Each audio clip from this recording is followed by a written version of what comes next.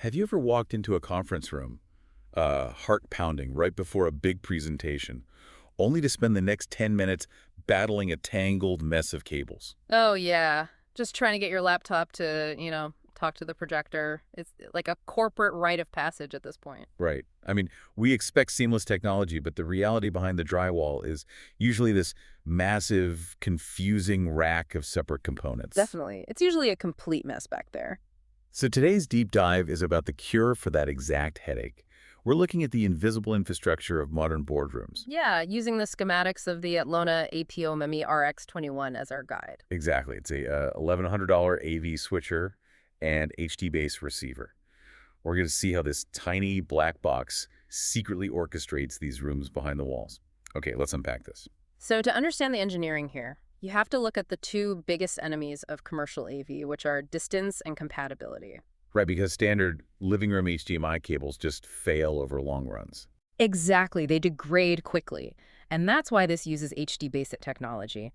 It can take 4K video, multi-channel audio, power, and Ethernet, and shoot all of it up to 330 feet. Wait, 330 feet? That's like 100 meters, right? Yeah, and all over a standard CT6 or CT7 network cable. Oh, wow.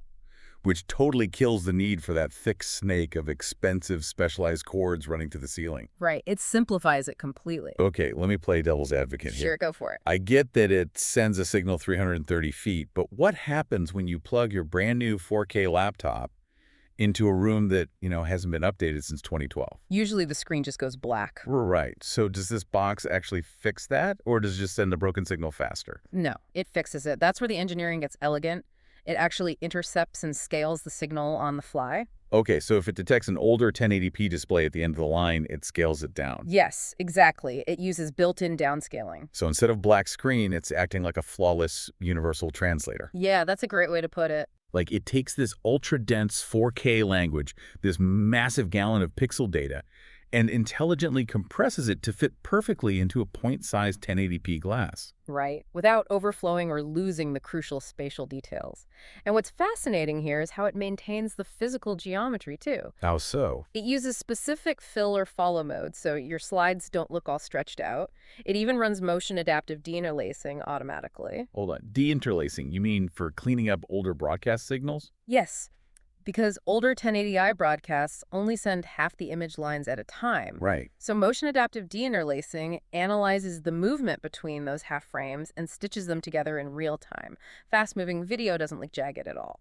Okay, so here's where it gets really interesting. We've solved the issue of the screen actually showing your slides properly. Yeah. But that doesn't matter much if the projector is still turned off and the screen is rolled up in the ceiling.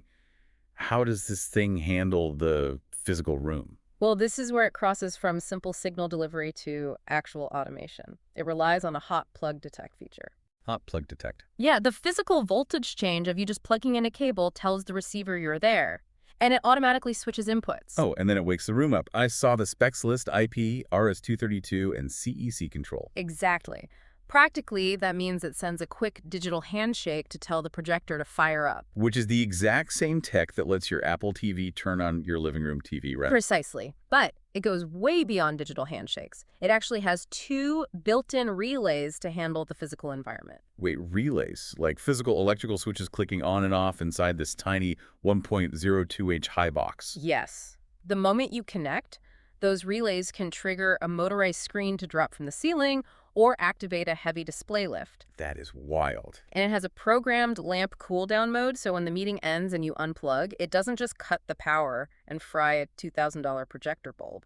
So what does this all mean? Does this micro chassis effectively replace the need for those massive, confusing touch panel control systems we usually see in boardrooms? If we connect this to the bigger picture, yeah, it does. Really? Yeah. Think about audio de-embedding. It strips the audio out of the HDMI, runs it through a 5-band EQ, and feeds it directly to the room's speakers. Wow. Combine that with power over Ethernet to run the wall transmitters, and it becomes this invisible, low-cost infrastructure designed to remove all user friction. The technology just completely disappears. It really does. So, to bring this back to you listening, the next time a boardroom presentation actually works flawlessly, the second someone plugs in, you'll know why. Yeah, there's likely a hidden receiver just like the OME-RX21 behind the drywall doing all the heavy lifting. Exactly. This raises an important question, though. Right. As AV hardware becomes completely automated and entirely hidden from view, are we approaching a future where we won't even need to plug a device in at all? It's crazy to think about. Imagine a world where the room itself just instantly adapts to whatever content we simply walk in with. Now, wouldn't that be a nice change of pace for your next big meeting?